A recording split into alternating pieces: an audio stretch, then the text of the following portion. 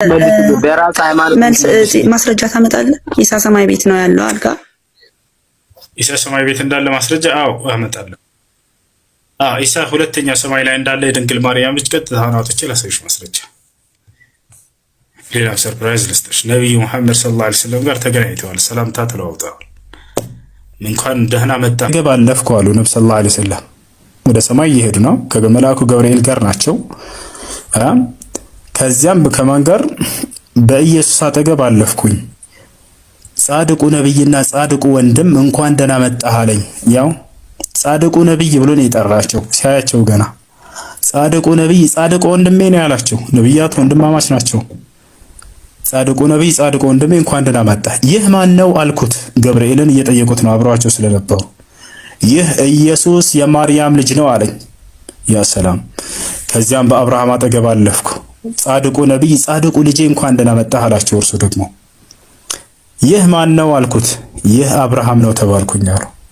ነብዩ ሰለላሁ ዐለይሂ ወሰለም የድንግል ማርያም ልጅ ኢየሱስ ክርስቶስን አግኝተውታል። ጻድቁ ወንድሜ ጻድቁ ነብይ ብሎ ጠርቷቸዋል። ጻድቁ ነብይ ጻድቁ ወንድሜ አላቸው። ይሄ ማን ነው ብሎ ገብርኤልን ሲጠይቁት ይሄ የድንግል ማርያም ልጅ ኢየሱስ ነው አለ። ነብይ መሐመድ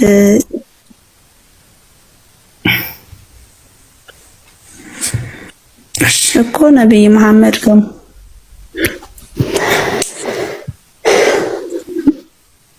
ነብይ መሐመድ ከሞቱ በኋላ ነው ወይ ይሄንን የተባባሉት? ሞተው በሰማይ ቤት ተገናኝተው ነው? እሳቸው በህይወት እያሉ መልአኩ ገብርኤል መጥቶ ቤታቸው መጥቶ ወስዷቸው ነው ወደ ሰማይ። እስከ 7 ሰማያት ድረስ አድርገው ሄደዋል። በሰማይ ቤት ያገኙት ክርስቶስ እና ወደ ቶፒክ እንመለስ። እሺ ወደ ቶፒክ እንመለስ።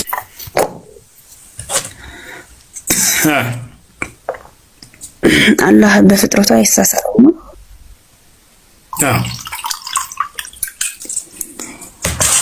አይደለም ይሰማል።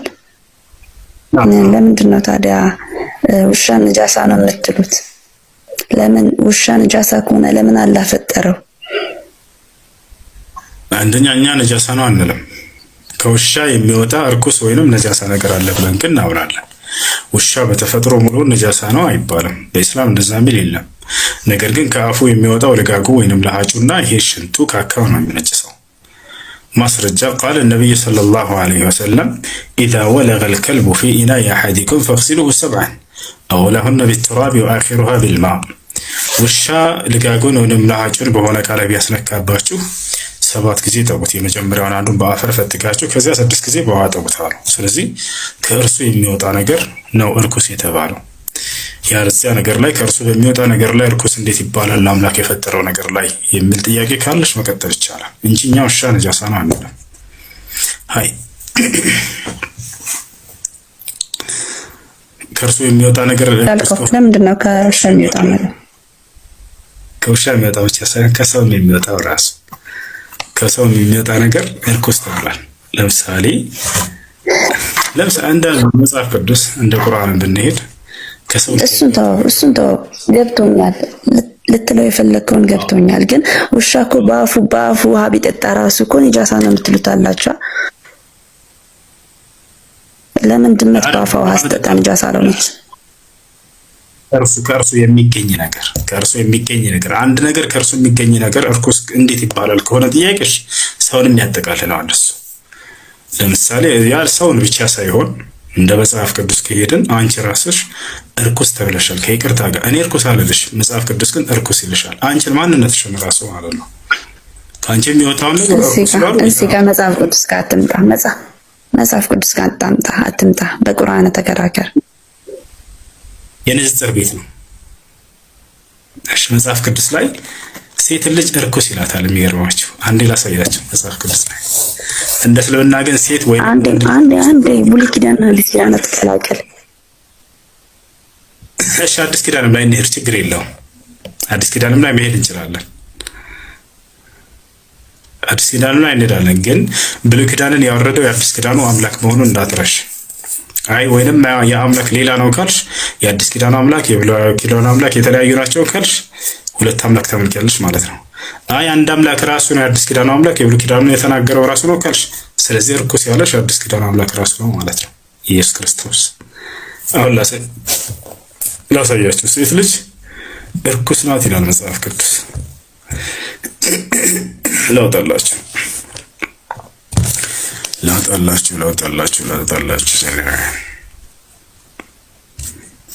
ምዕራፍ 15 ቁጥር 19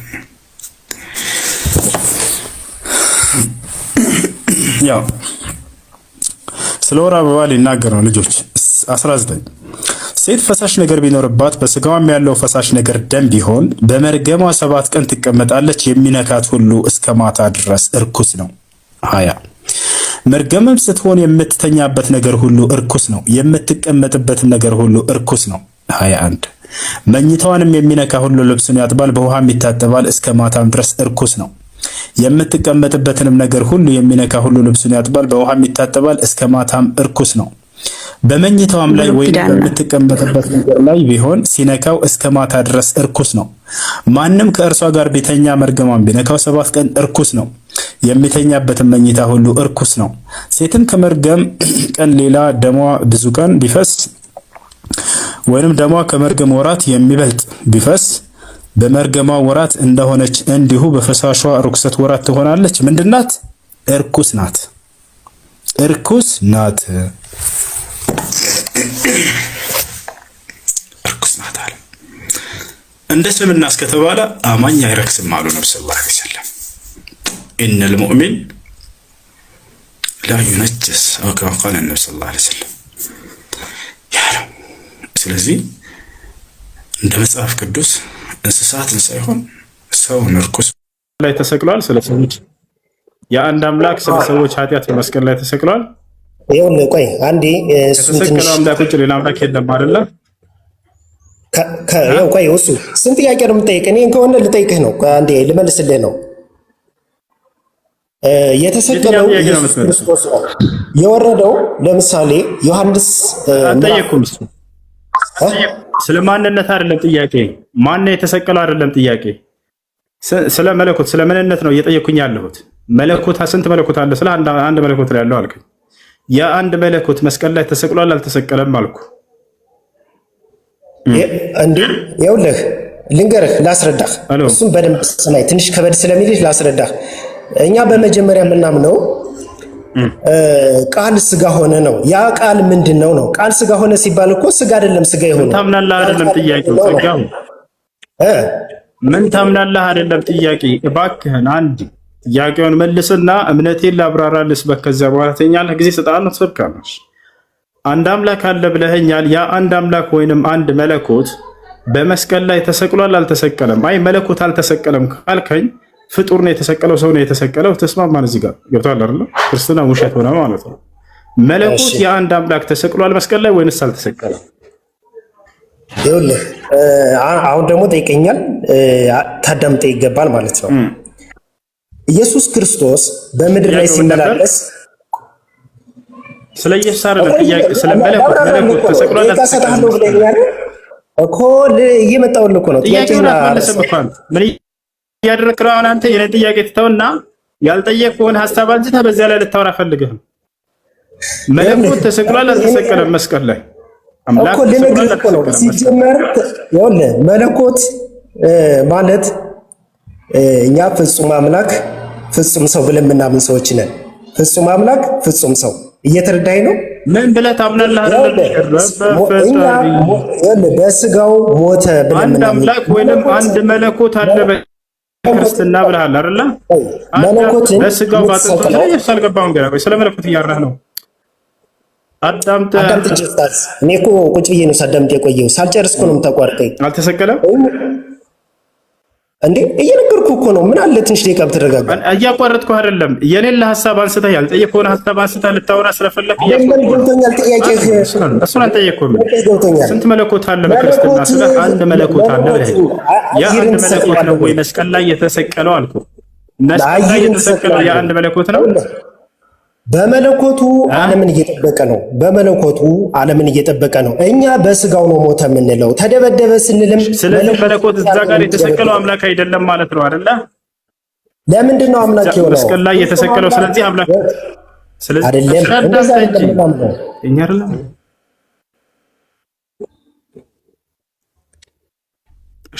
ምክንያቱም ከመለሱ መልሱ ወላሂ ላዝም ክርስትናን ያፈርሰዋል። ገብታችኋል? መስቀል ላይ የተሰቀለው አምላክ ነው ወይንስ አይደለም? መለኮት ስጋ ቆይቶ አህዱ ናቸው። ይኸውልህ ስማኝ አንዴ እኔ አንተ ስፔሲፊካሊ መለኮት ተሰቀለ ወይ ሞተ ወይ ካልከኝ መለኮት ተሰቅሏል ልበል ወይስ አልተሰቀለም ልበል?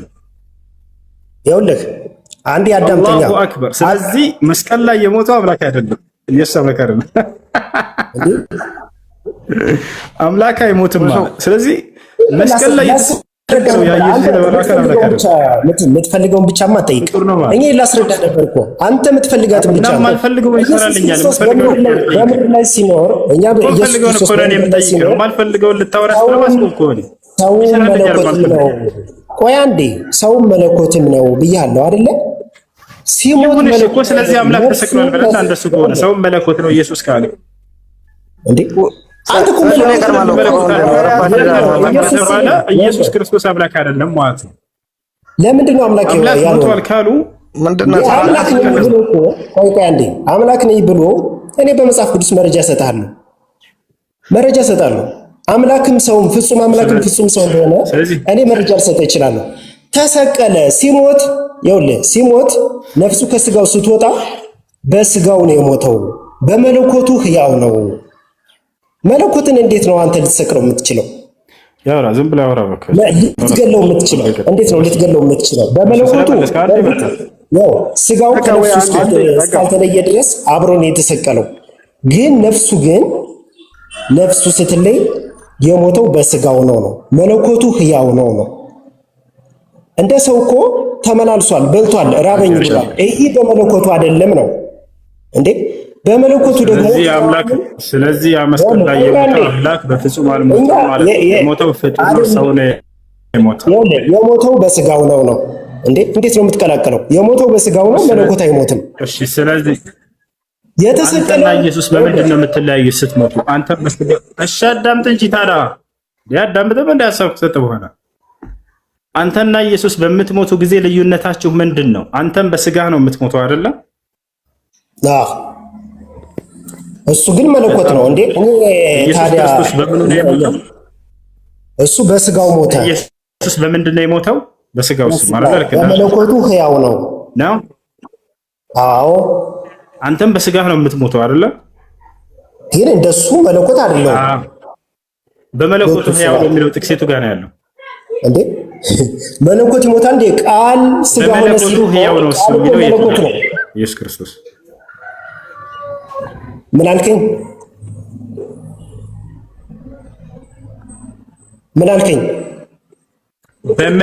በስጋው ሞተ በመለኮቱ ሕያው ነው የሚለው ጥቅስ የቱ ጋር ነው ያለው?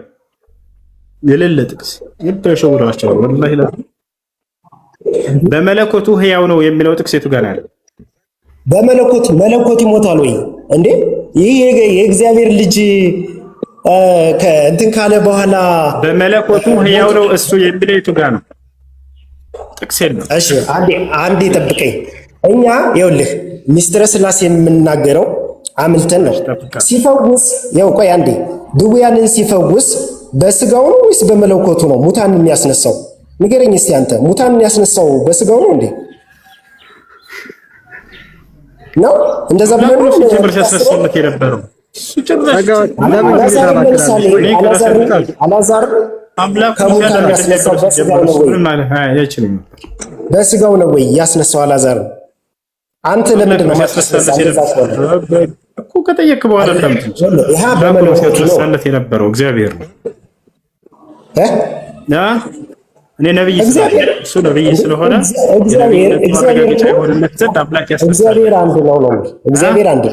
እግዚአብሔር አንድ ነው። ኢየሱስ ክርስቶስ ማለት እግዚአብሔር እኮ ነው ራሱ ነው። እሱ እኔ ነብይ ስላልሆንኩኝ እኔ ላስነሳ አልችልም። አይ እናንተ የተሳሳተ እምነት ነው በነገራችን ላይ የምትከተሉት። እኔ እግዚአብሔር ነኝ ብሎ አንድ ቦታ አላስተማረም። እሺ ረጋው ኢየሱስ ክርስቶስ የትኛው ቦታ ላይ እግዚአብሔር ነኝ ብሏል እንዴ? እግዚአብሔር ነኝ ብሎ ኢየሱስን እግዚአብሔር ነኝ ያለበት አንድ ጥቅስ አምጣ። እኔና አብ አንድ ነን ብሏል። ቄሶች ናቸው እግዚአብሔር ነው ኢየሱስ ብሎ ያሳመነው። ቆይ አይደለም። አይ እሱ እንደናንተ የኛ ማስረጃ የሌለው እምነት አይደለም የምንከተለው። ዞሮ ዞሮ እኔ እውቀት ላይኖረኝ ይችላል። አንድ ጥቅስ አምጣ። እኔና አብ አንድ ነን የሚለውን ኢየሱስን እግዚአብሔር ነኝ አለበት። እሱ ምን አልከኝ?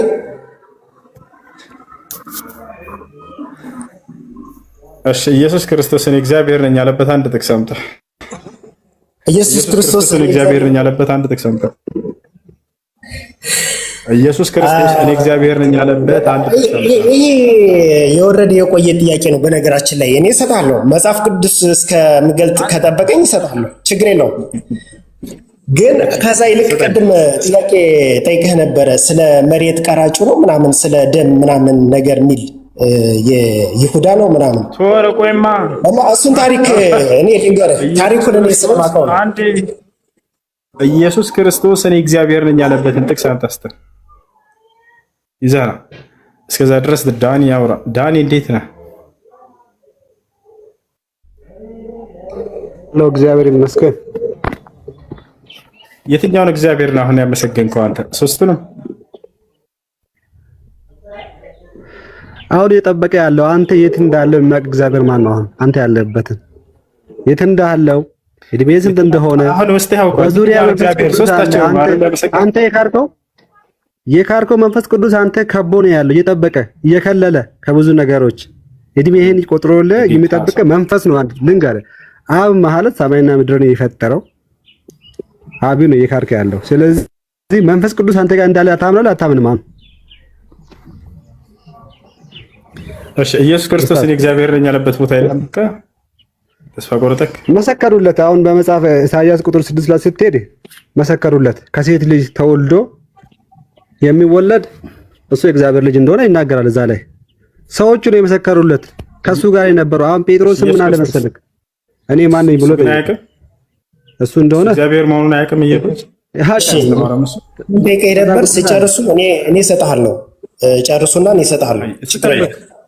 በቃ አንተ ስተም በቃ ችግር የለውም። ኢየሱስ ክርስቶስ እኔ እግዚአብሔር ነኝ ያለበትን ጥቅስ በአላህ ስም እምላለሁ። ይሄን ላመጣ ሰው ይሄ ስልክ ያለው ወላሂ እሸልማለሁ። ወረብል ከባ ያለህበት ቦታ ድረስ እልክልሃለሁ። የትኛውም ክርስቲያን ይሄን ጥቅስ ከማ ኢየሱስ ክርስቶስ እኔ እግዚአብሔር ነኝ ብሎ የተናገረበትን ጥቅስ አንዲት ቦታ ላይ የለ። ለታሪክ ግን እግዚአብሔር ነው ኢየሱስ ብለው ያምናሉ። ኢየሱስ ክርስቶስ ግን እግዚአብሔር ነኝ ብሎ ያስተማረበት አንድ ጥቅስ የለም መጽሐፍ ቅዱስ ላይ። አሜን ነው። ጸጋሁ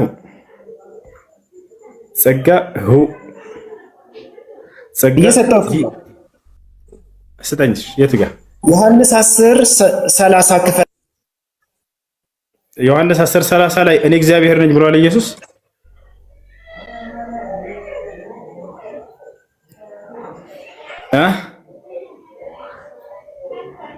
አሎ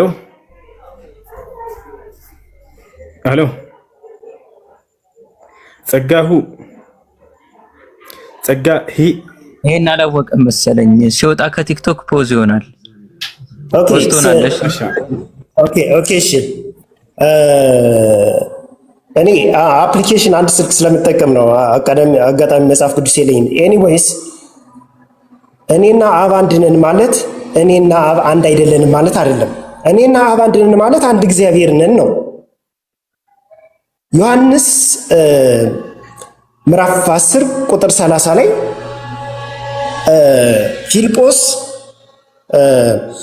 አሁንስ እንግዲህ አብን አሳየንና ይበቃናል አለው። አብ ማን ነው? እግዚአብሔር ነው። እኔና አብ አንድ ነን። አብ ንሕነ አብ ወአነ ብሎ እኔና አብ አንድ ነን ያለው አንድ እግዚአብሔር ነን ሲለው ነው። ሌላ ምን ልስጥ? ቆይ ጠብቀኝ።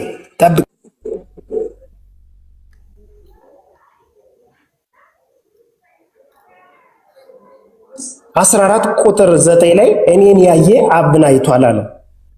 ሎቱ 7 አሁንም ጠብቀኝ። ሱብሃንአላህ ሚን አጃኢብ አዱንያ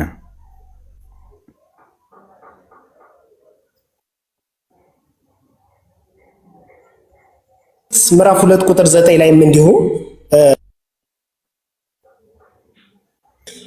ቆላሲስ ምዕራፍ 2 ቁጥር 9 በመለኮቱ ሙላት መጥቷልና ይላል። ቅድምም ጠይቀህ ነበር። እንግዲህ አምላክ ለመሆኑ ማስረጃው እግዚአብሔር መሆኑ ማስረጃው ነው። ብዙ ነገር ማለት እንችል ነበረ። መጽሐፍ ቅዱስ በሙሉ የአምላክ ልጅ ስለመሆኑ ነው እንጂ የሚናገር ራሱም አምላክ እንደሆነ ሌላ ታሪክ በብዛት የሚያወራው ነገር የለም። አምላክ ከሰማይ መጥቶ የእግዚአብሔር ልጅ ሰው ሆኖ ሰውን እንዳዳነ ነው የሚናገረው። ይሄም ሙሉ በሙሉ መጽሐፍ ቅዱስ ማስረጃ ይሆናል። ቃል ስጋ ሆነ ሲል ወይም እግዚአብሔር የሰው ልጅ በስጋ ተዋህደ ብሎ ነው የሚናገረው መጀመሪያም ሲጀምር። ስለዚህ ከዚህ ውጭ አንተን ብትጠይቀኝም ጥያቄው ይለያያል እንጂ ቃል በቃል ቃሉ ባይሆንም የእግዚአብሔር ልጅ እግዚአብሔር እንደሆነ መጽሐፍ ቅዱስ በሙሉ ነው የሚናገረው። ምንም የሚሸዋወድ ነገር የለውም። እንደናንተ አራምባና ቆሞ ይሆናል አንድ ነገር ተናግረህ ሌላ ታሪካዊ ማስረጃ እንኳን የሌለው ነገር አይደለም እኛ እንትን የምንለው። ሜታድርክ እሺ